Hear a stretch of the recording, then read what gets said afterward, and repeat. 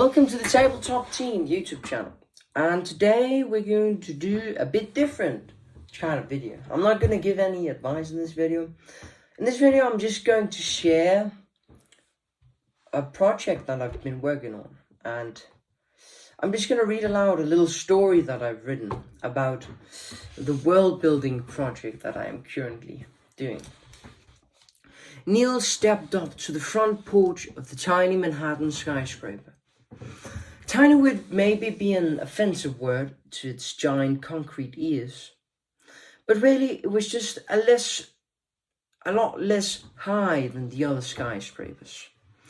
3 simultaneous knocks were heard from the outside, where Neil stood, and then the door opened.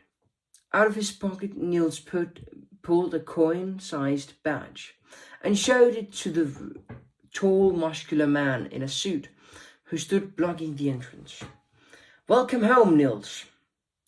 Good to see you again. Did this mission bear fruit?" "Well, yes, sort of. I ended up destroying the item, but it's gone now, so it won't hurt anyone in the real world anymore." "Great work. I salute you, Agent Truman." "Well, thanks, Jim." Niels was a man in his 30s, dressed in a black tuxedo with a black tie around his neck. He had a little leather bag hanging on the side of his torso. Niels walked, then jogged, then ran, then sprinted through the halls of the seemingly normal office with height insecurities. Down the hall, Niels saw a wall and started to sprint directly for it. But suddenly a door opened right in his path. A lady with brown curly hair stepped out with her back to the left wall, holding 2 refillable coffee cans. In a sudden flash, they banged into each other. Crash!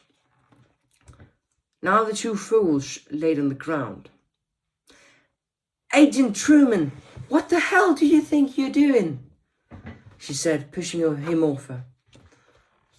Haven't I told you to be more careful when using the gateway?" "Oh, I'm so terrible sorry for that, Anna. It was my intention to just barge into you like that."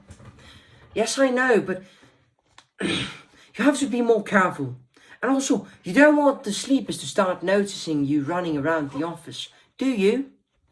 No, you're right." He looked down at his watch and afterward looked frantically at his co-worker. "I need to get the fuck to the agency right now. I'm sorry, Anna, but the chit-chat time is over. For now. Wish me luck." "Well, all right then. I'll be waiting here with a cup of coffee for you once you come back." "Thanks, Anna."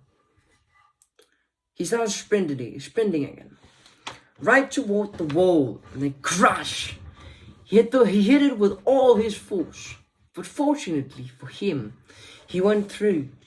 Now he stood outside in a vast and colorful city. The houses were all sorts of architecture: Gothic, menacing, Chinese, Nordic, fantasy, horror, romantic, etc. Each building reflecting its own ideas. One house looked like the stereotypical horror house. Another, a romantic restaurant with a view over the sea, which was only perceivable once true love was felt.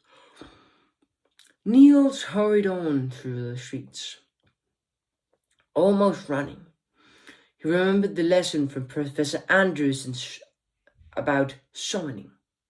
He started constructing a story inside his head, one that would make sense. He was the protagonist, and he needed to get to his meeting. He looked around, looking for something which could help him reach his destination. And the other side of the street was His mind slipped for a second, and thought about the simpler times, when he and his brother used to skate on the ice in Canada. And there they were, his old ice skating shoes. On the other side of the street, God damn it, he thought to himself. How the hell will he ever get to the headquarters in time? Well, nothing bad can come with trying. He put on the ice skates and wobbled a little. The ice under his feet. Where did that come from? Suddenly ice covered the street in a 1 meter radius around him. Well, this is just what I needed. Upon realizing the wonder that had just happened, he realized that he started skating down the street towards the headquarters. Skating and skating. At a time, he even almost got hit by an old 1980s automobile, but fortunately he swerved around it. After a bit of hurry, he finally saw the building. It was a 20-floor high building, which looked very modern and professional. A flag was hanging from some of the windows on the 20th floor. It was a dark blue flag, with the motif of a white, ancient weight stand. Ministry of Reality Regulation stood with golden letters over the white mahogany double doors. Niels hurriedly took off the skates and stepped up to the front porch of the ministry.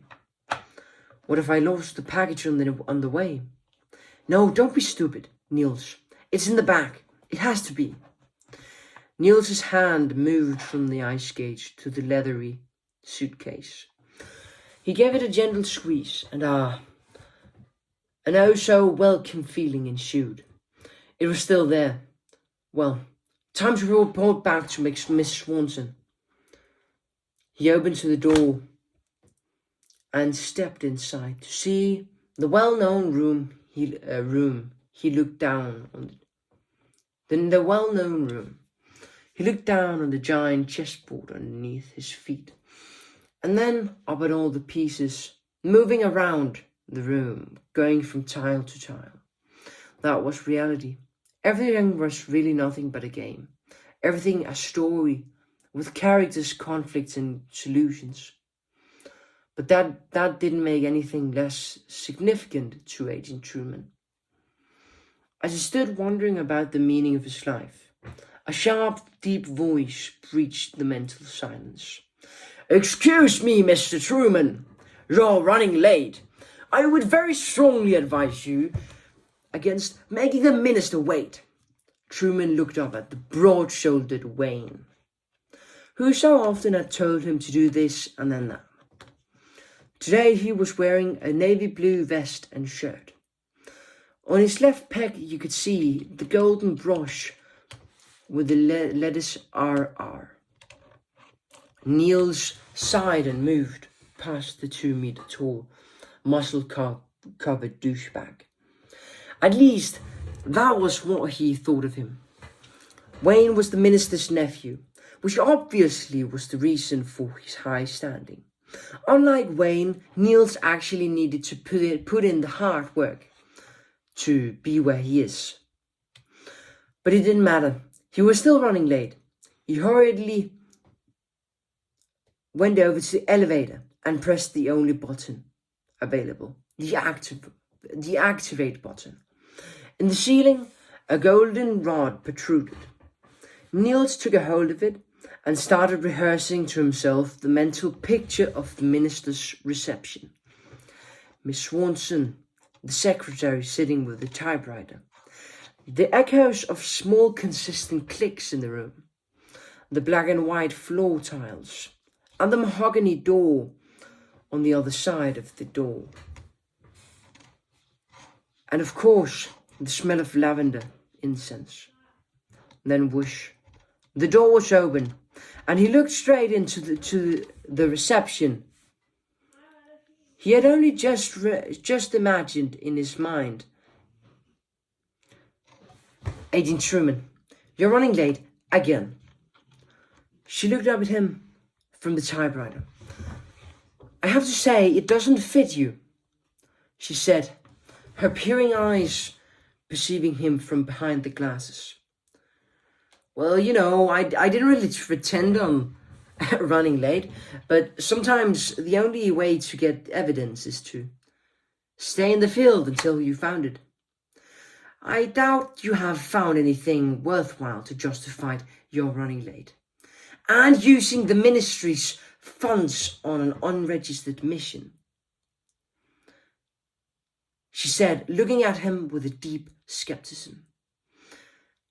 Can you please just give him the key? Neil sighed. And then we can see who laughs the lastest. Here you go. A key came flying at him. And in his bamboozled state, he catched it with his face.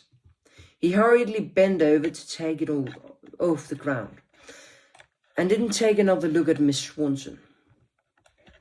He put it in the keyhole and went inside. The minister's office. On the desk, there was a whole lot of scattered papers. Mission reports. Truman thought to himself. Looking out over the city stood the minister. He was frantically itching his face while holding a piece of paper up to the sun to help him read it better. Where the hell is that scoundrel Truman? He mumbled to himself. Right here, at your service, Minister, Truman said, making a slight bow. Startled by this, the 60-year-old man turned around and looked right at him. You're right there! You, right there! You've got a lot of explaining to do, he said in an aggressive, bossy tone. Niels knew that Mr. Blakeson wouldn't listen to him if he started to rattle on about his conspiracy. And that was why he had brought the package. He took the leather briefcase and calmly put it on the table. Mr. Blakeson, please take a look inside. This might change your mind. Blakeson looked dumbfounded at him. You couldn't possibly have found proof. All known enlightened are registered. Truman sighed. Sir, please just take a look inside. Very well. There better be something worthwhile in here. A click and a slight creak later from the briefcase's rusty parts, and the case was open. An expression of partly surprise and partly fearful.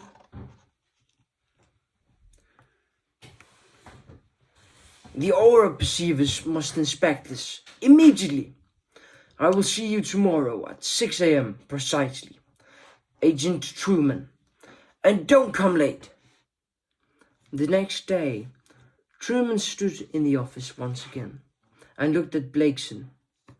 Blakeson looked back at him blankly. He's back,